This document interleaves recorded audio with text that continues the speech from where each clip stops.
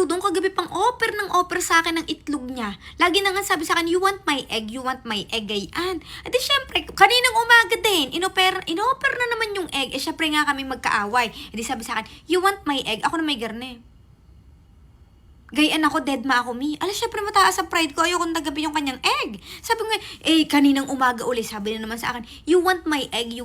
Sabi ko, puta ragis, napaka-special ba ganung egg? Talagang paulit-ulit, niyayabang. Sabi ko, kagabi pa hindi ba napapanis yung egg? Sabi kong gayaan, puta ragis, are pala yung egg. Nayopak, tinan mo ha. Kanina ko lang napagtanto, nung siya tulog na, saka ko sinilip ko ano yung tinutukoy niyang egg. Puta ragis. Kala ko, Diyos ko po, gusto ko na ring i-break. Aray, pinagyayabang niyang egg na paulit-ulit. Aray, siya'y tuwang-tuwa na nakabili siya ng egg.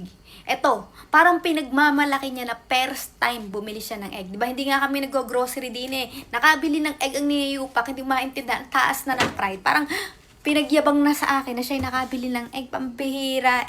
Kala ko naman kung itlog na talaga niya sana'y makikipagbati na sana ako.